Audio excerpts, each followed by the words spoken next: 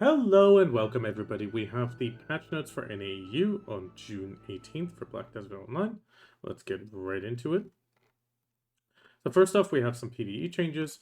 Corsair Succession, Prime Storming the Gale is going up by 200% roughly on both the first and wave attack damage. PvP damage is going down by roughly 2% or 1.5 to 28.5. Prime Storm Surge is going up also around that 200% mark to 3,150. PvP damage is dropping by around 3%, a little less than that to 50.91. Prime Wave Lash is going up around the 200% mark to 5,181 for the attack and wave. PvP damage is going down to 25.1, which is almost a 1.4% drop. Ocean's Pearl, the explosion to attack is going up to 11,350, which is roughly 600 up. PvP damages are dropping by 2.1% roughly to 36.69. Prime Wipeout damage is going up by 200 on the first attack and 300 on the last attack. PvP damage is going down to 31.32, which is almost a 1% drop. Actually, no, it's a tiny bit more than a 1%. Prime Mareka Jetstream, the first attack damage is going up by 300. The second and last attack going up by roughly 400 to 5,400. So we have 3,800, 5,400. And the PvP damage is dropping to 51.05. Prime Mareka Whale Song, the damage is going up by roughly 300 on attack 1 to 3,900. And by 600 roughly to 9,700 on the attack 2. PvP damage is going down to 38.15 application. That does seem like a little bit of a net positive. Prime Mareka Spiral Soak, the damage is going up by roughly 400 to 9,100 on attack 1, and the second attack going up significantly to 15,310. The PvP application is going down to only 23.75, which is only a 1% drop. Prime Wave Pout, damage is going up by 300%, and the PvP application going down to 28.35. Whirling Slash is going up only 75% roughly on attack 1. The extra attack damage is going up by 200%, and the PvP application is dropping to 72.98. Prime Captain's Orders Open Fire. The attack is going up by 400% roughly to 9,500, and the PvP application dropping to 31.04. The Prime Ocean's Allure going up almost nothing on attack 1 to 1,395, and attack 2 is going up a bit more to 3,721. PvP application dropping to 66.49. That should be a slight net loss. Vigor Rush, the attack is going up by 100% on attack 1 to 6,283 roughly, and attack 2 is going up to 7,853. PvP dropping only by 1% roughly to 40.76. Tidal Surge itself going up a minuscule amount of 60% on the attack. PvP application dropping by less than a percent to 68.79. Rising Whirlpool is going up by roughly 100, and the PvP is dropping by 0.7% to 40.32. Wave Blast is going up by 200% to 7,700. PvP application going to 35.6. Absolute Squall we see going up 100% to 5,866, and the PvP application is dropping to 30.7. Absolute Overflow, we see a small increase of 100% to 6,300. PvP application at 24.4. And Absolute Tide's Kiss going up 200% on the attack. PvP application dropping to 30.97. Just a tiny drop there. Then we have Corsair Awakening also being touched upon. So Sparenar Quarter is going up 200% on attack 1. Last attack going up by 300 to 6,800. PvP application going to 36.5. Surface Slicer Patraka is going up a bit more by roughly 500 to 6,200. And the PvP application going to 53.7. Then we have the Sunshielder Patraka going up to 8,300. That is almost a 600% increase. And the PvP application is dropping to 43.96. Crow's Mark is going up by roughly 600 to 8,200. PvP application is dropping almost 4% to 44.68. Captain's Orders Open Fire here is going up to 9,600. Last attack going up to 12,931. PP application only dropping by 1% roughly to 32.2. The Flow Earth Render Petrarca is going up 500% to 7,600. PP application of 42.04, that's a 2% drop roughly. Wind Piercer Petrarca going up 500% to 7,699. PP application going to 35.91, that's 3% drop. Close Quarters Charge going up to 8,620, that's almost a 500% increase. PP application dropping by 2% roughly to 46.09. Tide Splitter Petrarca going up by 300% to 4,865. And the PP application dropping by 3% to 43.5. And Entangling Vortex going up 400% to 7,095. And PvP application dropping to 45.49. The other class getting changes is Sage Succession in PvE. So technically PvP should be balanced, but some numbers will definitely not add up perfectly. So we have Prime Ator's Fist going up 900% almost. Yeah, 900% to 9,400. PvP application dropping to 38.6. Prime Spatial Fissure going up by 600% on attack 1 to 5,800. Attack 2 going up by 900 to 8,200. PP application dropping 6% to 47.87. Prime Ator's Mark going up significantly to 12,868. PvP application dropping 2% to 25.01. Form Shift going up a tiny 200% to 3,400 on the 6 hits. PvP application dropping to 43.29. They also mentioned they adjusted the flow form recalls damage accordingly. Prime Ator's Energy has been increased to 14,900. That is a 1,200% increase. And the PvP application dropping by 3% to 31.95. Prime Spatial Collapse going up 1,100? No, 2,100, excuse me, to 15,732. PvP application dropping 4% only to 22.89. They do mention they adjusted the damage for Finishing Touch as well. Not too sure if this is actually... This feels like a net positive, even in PvP. Prime Void Gateways. We see the damage going from 16,258. PvP application 19.8%, going up to 18,600 with a PvP application of 17.3. Illusion Expanse going up 800% to 10,030. PvP application dropping by 3% to 33.36. They also mentioned the adjusted illusion detonations damage. That's a mouthful. Then we have Prime Rift Storm going up 500% on attack 1 to 8,700. Attack 2 is going up by 400 to 5,800. And the PvP application dropping 2% roughly to 28.29. And then finally we have the Dimensional Compression. The first two attacks are going up to 3,833, 300% increase.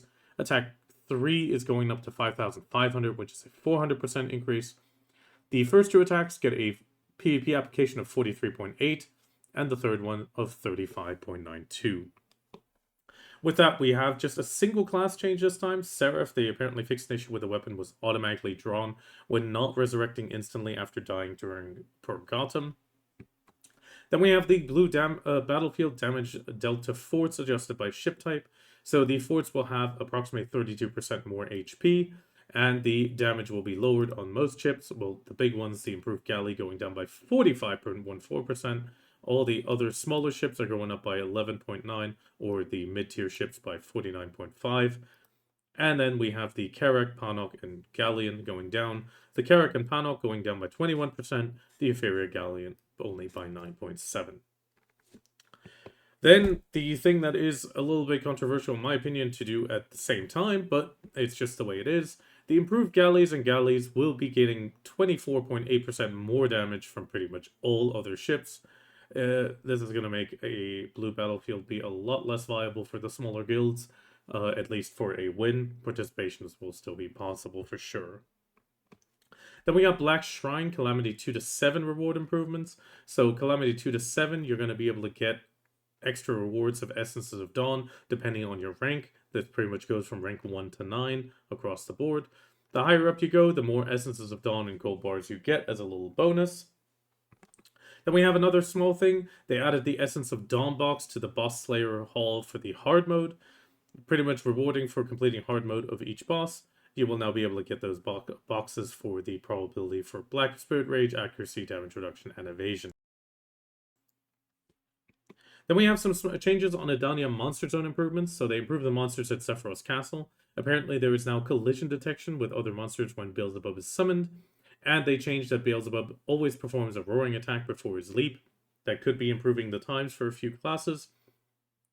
They also improved the monsters in Tenebrown. So apparently the movement speed of monsters has been increased. So the Architect and the Remnants of the Seer are increased by 1.16, and the Watcher by 1.4% times the speed.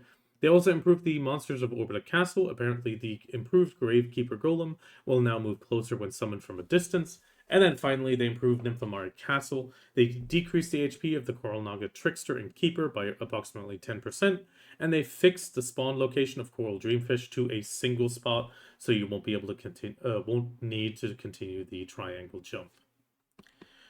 Then we have Pit of Undying, 2 small changes. Kharoxia is getting adjusted, so she will now be susceptible to knockdown, bound, stiffness, and stun instead of just knockback and floating.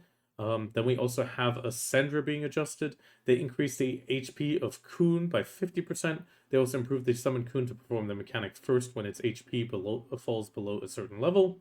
And they changed the activation conditions for the summon Kun's HP recovery pattern, which is before under 50%, now it's under 20%. And finally, they improved the summon Kun to become invincible while moving to perform mechanics. Then we have a small change for the Ocean Stalkers. So there will be Ocean Stalkers moved around Ilia Island. These are pretty much just to move them outside of safe zones, nothing too crazy there. They also fixed an issue where the Hungry Hecaru was awkwardly placed in a certain location. Then we have mole spawn and profit improvements, so improved moles to display a speech bubble immediately after moving, making them easier to locate. They also reduced the range at which moles detect nearby adventurers and start running by roughly 28.5%, and they reduced their running distance by 30%. Further, they reduced the time between spawn notification message and the appearance by 2 seconds. They also improved the pillar of light that appears when a mole spawns. And finally, they mitigated the issue where moles could not be attacked for a certain period after spawning. So pretty much now they can be attacked as soon as their body appears above the ground. And then we have the increase of blush leaves. So pretty much you can see a 733 increase on some of them and 135 on others. Pretty much the type of mole defines by how much it's increased. Other monster stuff, they removed the Guard Crush effect from attacks of the following Dark Rift bosses, which is Red Nose, Dastard Beg, Muskin, and Ferret, and they adjusted the Guild Boss Subjugation monster Magulis to summon the Wilderness Golems only once per combat. Then we have Quest and Knowledge. They added a quest that lets you obtain additional sea monster ooze required to upgrade the Caravel or Galleus. This is now pretty much part of the Ovia Academy Sailing Barter quest guide. When you do this, you can pick this up and get extra sea monster ooze. Quest locations will guide you to the different locations. Then we also have the improved guild crafting related knowledge that was deleted, so it will now be available from Duncan, the guild military supply manager in Velia. He will be giving you that for probably a bit of energy. Web-wise, they apparently mitigated an issue where the body text of certain posts occasionally could not be seen in the forum search results. They added the Your Privacy Choices area to notice at the bottom when accessing the official site from US or Europe, so that cookie settings can be changed. And then we have some short modifications or changes. So they corrected the how to obtain for the Calpheon Imperial Auction House 1 and 2 knowledges. They also fixed the issue where the knowledge image for Hanipu appeared awkward, improved unnatural character positioning when moving to the following nodes, Atheron, Orbita, and Sephiroth. They also fixed an issue where the Calpheon Logs category was displayed as incomplete for adventurers who possess the pre-renewal Altar of Blood knowledge. Then they fixed an issue where the icon for farming my own little farm quest was not displayed. Then there was an issue with the Sweet Fireplace and Winter Wood Furnace in Heidel 9.3 second floor. Fixed some issues where the selected processing recipe with non-stackable materials would only add 1. And they fixed some issues where a message suggesting you can earn more silver on the central market would incorrectly appear when selling barter trade goods. Further, they fixed some issues where time limit was not visible during the tanning minigame, restored the default font settings following the end of the global friendly match, as a multi-language support font is no longer required. Gamepad mode, they changed the hotkey for opening the warehouse from storage Y to RTX, right trigger X. Further, they fixed some issues where items could not be received if a world boss was killed in certain situations during an ongoing personal transaction. Fixed the issue where the announced June 4th update, where the increased drop rate for Lightstone of Flora and artifacts obtained alongside Mold Field was not applied. They corrected the description for the Choose Your Floramos accessory box, a farming reward from Olvia Academy family rewards. And then they fixed some awkward positioning in the enhancement effect when placing materials in the protection slot. Ranger Guardian Dracania, there was an issue when combining Looking Frosh with the Arditier shoes, and they corrected the description on humidity on the garden crop growth information UI. With that, we have the events, cool rewards with the Pearl Blessings. It's a Pearl Blessing. You spend Pearls, you get a bit of stuff back. Nothing too crazy here. If you don't spend Pearls, it's not going to affect you, so don't worry too much. Then we have the 4 years of self-publishing Desert Light. This is going to run till July 16th. You can pretty much get some coupons. We're going to see that in a moment. You can obtain it through the login challenges, 30 minutes, 60 minutes. You can also get them from PVE Gathering and Fishing, 80 dropped by world bosses and 80 by Dark Rifts. Light up the world with adventurers, gather them, and put them in the Ancient Device in Velia to make it shine brighter. You will get the event Desert Luminaries token. So obtain them. The Ancient Device is over here in Velia. And then you interact with it, exchange them, and notes the event Desert Light. Any Desert Light not manually exchanged will be automatically exchanged to the Luminary token on July 16th. And there will be some coupons at each milestone. So this refreshes daily at 09 UTC. Toward the global objective of 1 billion, milestone rewards featuring up to 10,000 crons, but we'll see that in just a second in a separate message. Actually, we can just look at it here, so we can skip it. So until July 7th, you can put in this tokens, 25 million, it's going to give us 1,000 Cronstones coupon. Then we have 500 million for Choose Your Respondent Enhancement Box, 2,000 Cronstones. Then we also have Blessing of Old Moon Pack, 7 days, 3,000 Cronstones. We Are the World, a permanent title for 1 billion tokens and 4,000 Cronstones. And then we also have a 100% milestone bonus event. This is July 9th to 23rd. Enhanced Blessing of the Morning, Accuracy Fever Hot Time, and 1000% Hot Time. And beyond that, we also have some regular managed currency UI family exchanges. So here we can see a 4,000 Cron bundle once, 250 stack. Choose Your Destiny boxes. Thankful Premium Outfit is returning. Treasurable Memories Classic Box. We have an Imperial Steed, some paint, some Crow Coins, Dim Origins of Dark Hunger, enhancement kits, what we've pretty much used to. Item collection scrolls, pretty much the standards down there. And with that, we're already in the Pearl shop, so nothing too grand, but we have something new. First off, 20,000 Acorn Pearl box for some loyalties and coupon. Gamma box, nothing too great, but it's there. At least if you're outside of Belgium and Netherlands. There's also a 10,000 A-coin with a coupon. And a Choose Your Outfit box for free. Then we have another special, it's just a 6,000 Pearl box with a coupon. Then we have the Palooza of Papitudes. Papitudes 3, 10 types. It's got 10 emojis. We can see them right here. We have the Adventure Time Papu. Papu has questions. Furious Papu. Papu Down. Battle Ready Papu. Fading Papu. Okay, I'm going to try to do this. Brr, Papu. Poor Papu. Take my money, Papu. And oh my god, Papu. That was a lot of Papus. Then we have Wave of Treasures. RNG Gamba box. Title boxes are returning. We're just going to skip through this. I'm personally not a big fan of these, but some people like them. Then we have a Hexa Premium Pack for 80% off. That is very good if you're looking for outfits. Then we have Self-Publishing Ultimate Advanced Gamba box introduced again. Then we also have a Self-Publishing Adventure Pack, Choose Your Premium Outfit, 7-day box, Artist Memory, and a coupon. This is going to be 70% off for 1,532 pearls. Then we have a Blessing of Old Moon 7 days, Quadra Cosplay Pack. Artisan's Memories are back. I don't really know who needs them anymore. Another Gamba box, Rare Cronstone Bundle. Can't really get it otherwise if you're Belgium and Netherlands. Then we have Item Brand Spellstones for 500 pearls. No discount there. 30% however off from the Thea's Orbs. And with that, we have everything. I wish you a lovely day and the best of luck. And actually, what is this? June 5th? Oh, it's a new outfit coming probably tomorrow or next week. Looks a bit modern again. But yeah, with that, I wish you a lovely day.